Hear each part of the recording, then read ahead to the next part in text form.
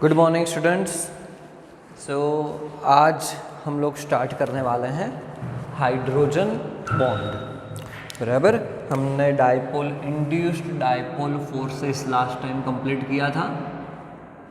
आज का हमारा लेक्चर है हाइड्रोजन बॉन्ड के ऊपर।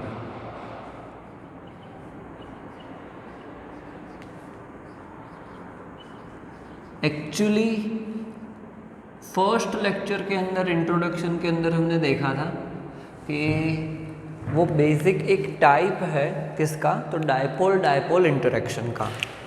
बराबर, तो हम लोग सबसे पहले यहाँ पे लिखेंगे कि it is a special case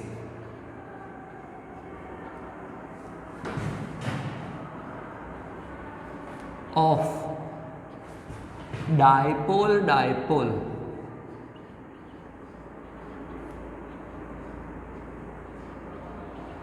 dipole dipole interaction.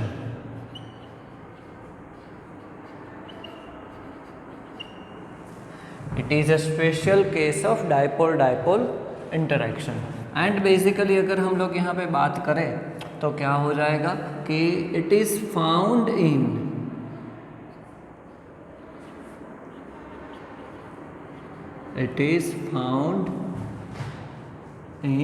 A molecule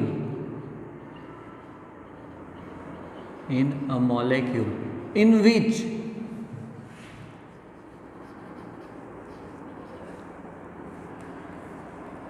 which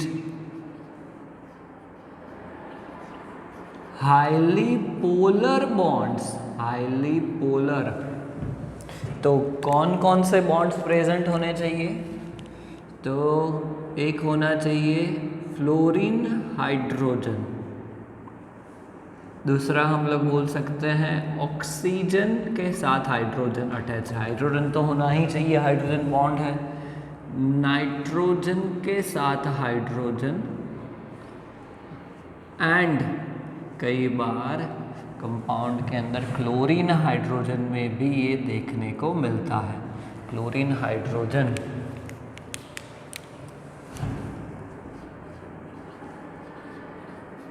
bonds are present. बराबर, it is a special case of dipole dipole interaction and it is found in a molecule in which highly polar that means इसके अंदर easily positive and negative charge generate हो सकते हैं, partially positive and partially negatively charged molecule। बराबर, तो वो कैसे होगा, इलेक्ट्रोनेगेटिविटी डिफरेंस के अकॉर्डिंग होगा। चलो हम लोग सिंपल एग्जाम्पल एक देखते हैं, किसका, तो फ्लोरीन हाइड्रोजन का, मतलब एक कंपाउंड ले लेते हैं हाइड्रोजन फ्लोराइड HF। बराबर, एक्चुअली देखा जाए तो हाइड्रोजन फ्लोराइड के अंदर जो बॉन्ड होगा जिसके अंदर इलेक्ट्रोनेगेटिविटी फ्लोरीन की ज़्यादा है, इलेक्ट्रोनेगेटिविटी फ्लोरीन की ज़्यादा है, तो क्या होगा कि वो इलेक्ट्रॉन अपनी ओर खींचेगा, इलेक्ट्रोनेगेटिविटी ज़्यादा है उसकी वजह से इलेक्ट्रॉन वो अपनी ओर अट्रैक्ट करेगा। So what will happen finally कि फ्लोरीन के ऊपर पार्शियल नेगेटिव चार्ज आएगा एंड हाइड्रोजन के ऊपर पार्शियल पॉजिटिव चार्ज आएगा। बराबर, ऐसा ही एक दूसरा मॉलिक्यूल लेते हैं हाइड्रोजन एंड फ्लोरीन, सेम होगा, फ्लोरीन के ऊपर पार्शियल नेगेटिव चार्ज, हाइड्रोजन के ऊपर पार्शियल पॉजिटिव चार्ज। बराबर, तो यहाँ पे भी इलेक्ट्रॉन क्या होगा, फ्लोरीन की ओर अट्रैक्ट होगा। ओके, तो एक मॉलिक्यूल का पार्शियल नेगेटिव चार्ज जो भी पार्ट है वो दूसरे मॉलिक्यूल के हाइड्रोजन के साथ एक टाइप का अट्रैक्शन बॉन्ड क्रिएट करेगा, एक टाइप का अट्रैक्शन बॉन्ड क्रिएट करेगा जिसको हम क्या बोलेंगे, इंटरमॉलिक्यूलर हाइड्रोजन बॉन्ड। इसको क्या बोलेंगे, इंटरमॉलिक्यूलर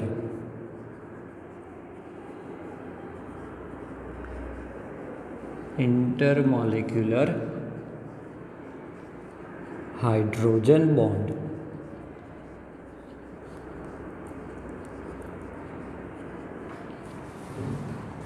बराबर।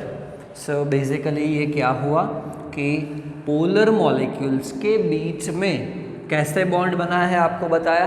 कोई भी ऐसा कंपाउंड ले लो कि जिसके अंदर इस टाइप के बॉन्ड्स प्रेजेंट है, तो फिर वहाँ पे हाइड्रोजन बॉन्ड फॉर्म होने की पॉसिबिलिटी बन जाएगी। बराबर। तो एक नेगेटिवली चार्ज जो भी आयन होगा वो पॉजिटिवली चार्ज, पार्शियल चार्ज है, ध्यान रखना कि कंप्लीटली पॉजिटिव या नेगेटिव नहीं है, पार्शियल चार्ज है, तो वो हाइड्रोजन के साथ एक टाइप का बॉन्ड बनाएगा। बट ये जो बॉन्ड बनता है ना, वो जैसा तैसा बॉन्ड नहीं है, it is a very powerful bond. बराबर। कि यहाँ पे हम लोग लिख सकते हैं कि ये जो बॉन्ड बना है कि इंटरमॉलिक्यूलर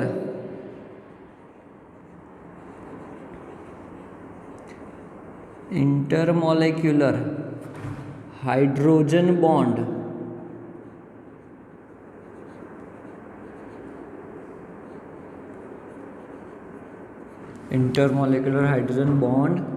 is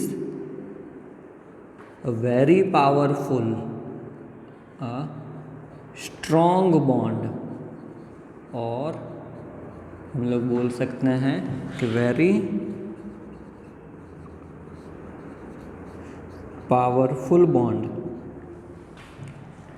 बराबर। ऐसा क्यों है, क्योंकि उसकी जो एनर्जी है, the energy of intermolecular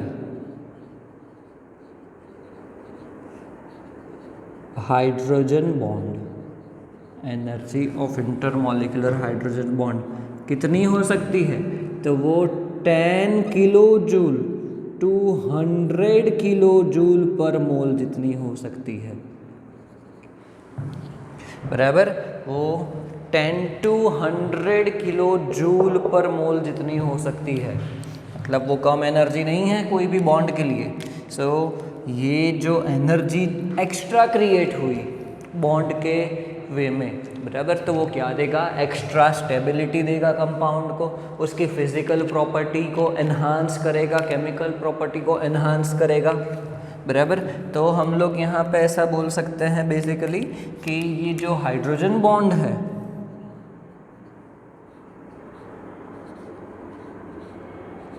hydrogen bond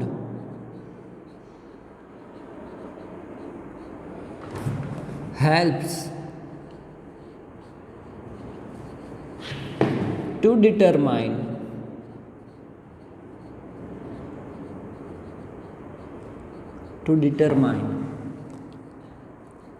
the structure and physical properties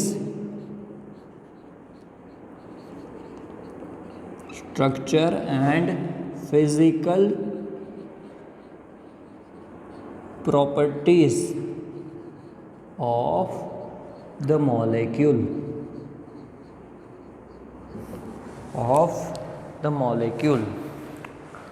बराबर। तो बहुत ही सिंपल टॉपिक है हाइड्रोजन बॉन्ड के, हम लोग एक्स्ट्रा यहाँ पे दिखा सकते हैं। चलो फॉर एग्जांपल HF मॉलिक्यूल लिया है, एक और एग्जांपल लेते हैं किसका, वाटर मॉलिक्यूल का।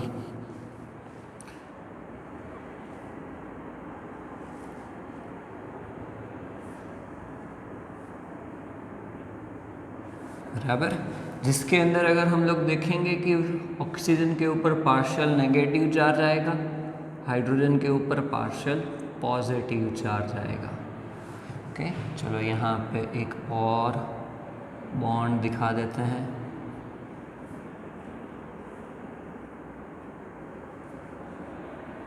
ये नेगेटिव चार्ज और इसके ऊपर पॉजिटिव चार्ज। चलो एक और यहाँ पे दिखा देते हैं।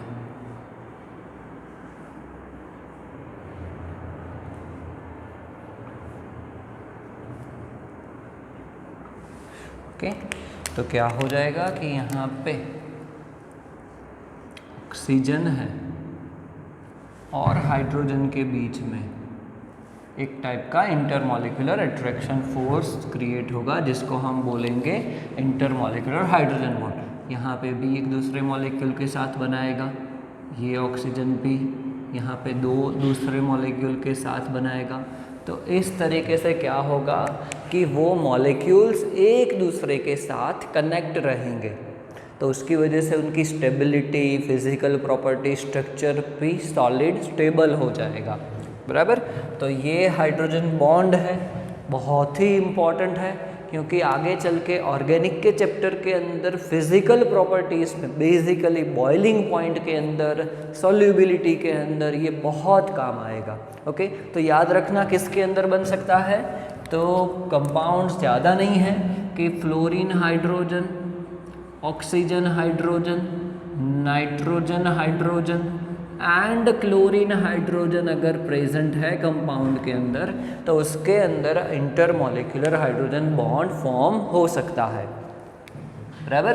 तो ये टॉपिक हमारा यहाँ पे पूरा होता है, इंटरमॉलिक्यूलर हाइड्रोजन बॉन्ड। सिंपल था। नेक्स्ट टॉपिक ले रहे हैं, बहुत ही सिंपल है, जो है थर्मल एनर्जी। छोटा सा टॉपिक है, thermal energy.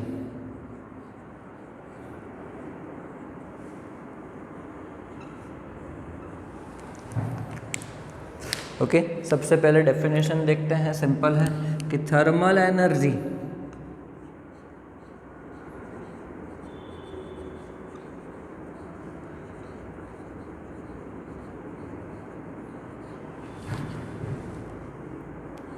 arises from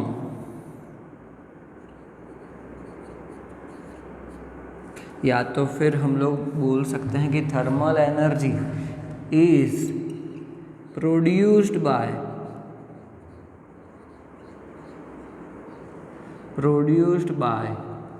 the motion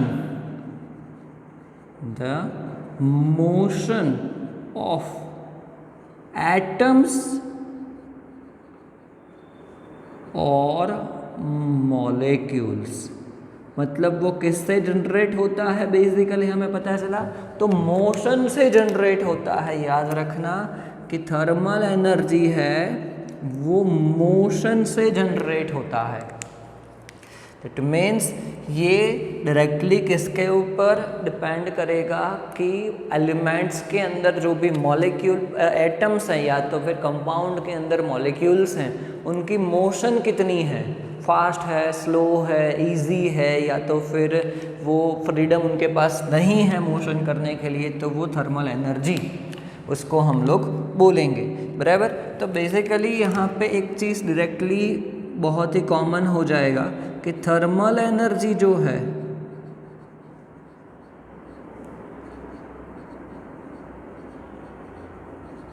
वो टेम्परेचर के डायरेक्टली प्रोपोर्शनल में हो जाएगा, टेम्परेचर के डायरेक्टली प्रोपोर्शनल में हो जाएगा, क्योंकि टेम्परेचर इंक्रीज करेंगे, so ultimately we will give the energy to the molecule. So molecule energy absorb करेगा, गेन करेगा, एंड उसकी वजह से वो अनस्टेबल होगा और उनकी मूवमेंट्स जो भी रोटेशनल, वाइब्रेशनल या तो फिर उनकी जो स्पीड कोई भी डायरेक्शन में होगी वो भी क्या हो जाएगी, इंक्रीज हो जाएगी। Speed that means motion increase हुआ तो फिर थर्मल एनर्जी भी इंक्रीज होगा। तो जैसे जैसे टेम्परेचर इंक्रीज करेंगे तो थर्मल एनर्जी क्या होगा, इंक्रीज होगा। और उसके साथ साथ अगर हमें बोलना है कि इंटरमॉलिक्यूलर अट्रैक्शन फोर्स, तो वो इन्वर्सली प्रोपोर्शनल में आएगा। इंटरमॉलिक्यूलर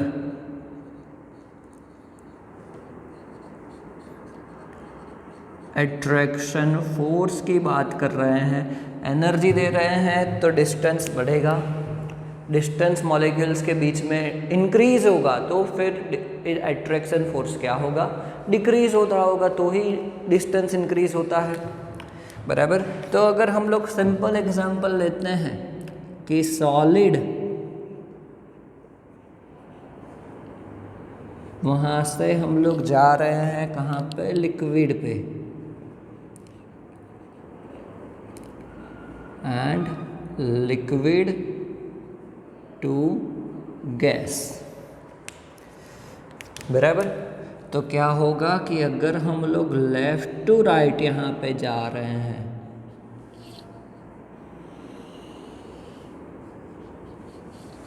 बराबर, कि solid to liquid, liquid to gas जाएंगे, तो क्या होगा, थर्मल एनर्जी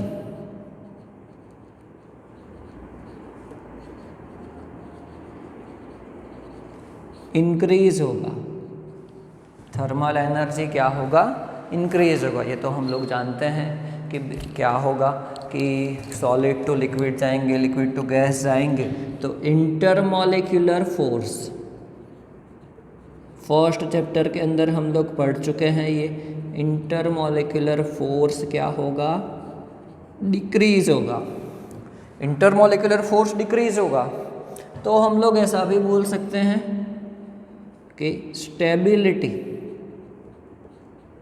बोल सकते हैं डिक्रीज होगा, एंड थर्मल एनर्जी क्या होगा, इंक्रीज होगा, बराबर। सबसे ज़्यादा इंटरमॉलिक्यूलर फोर्स सॉलिड में देखने को मिलेगा, फिर उसके बाद लिक्विड में, एंड लास्ट सबसे कम इंटरमॉलिक्यूलर फोर्स देखने को मिलता है गैस में। सबसे कम इंटरमॉलिक्यूलर फोर्स है, दैट मीन्स कि यहाँ पे अट्रैक्शन फोर्स कम है मॉलिक्यूल्स के बीच में, तो मॉलिक्यूल्स की जो मूवमेंट है वो क्या है, ईजी है एंड फास्ट है, फ्रीडम ज़्यादा है, तो वो मोशन भी ज़्यादा है, दैट मीन्स थर्मल एनर्जी क्या होगी, उसकी ज़्यादा होगी, बराबर। बहुत ही सिंपल टॉपिक है थर्मल एनर्जी, एंड उसको हमने intermolecular force and stability, thermal energy, solid liquid gas का हमने डिटरमाइन किया है। तो MCQ में पूछा जा सकता है ऐसा टॉपिक, या तो फिर SQ में भी पूछ सकते हैं कोई भी कि किसका थर्मल एनर्जी सबसे ज़्यादा है, कम है, increasing order, decreasing order, simple है बहुत, बराबर। तो आज हम लोग यहाँ तक रखते हैं। नेक्स्ट लेक्चर के अंदर हम लोग बॉयल्स लॉ, बहुत ही इम्पोर्टेंट है, बॉयल्स लॉ के बारे में स्टडी करेंगे।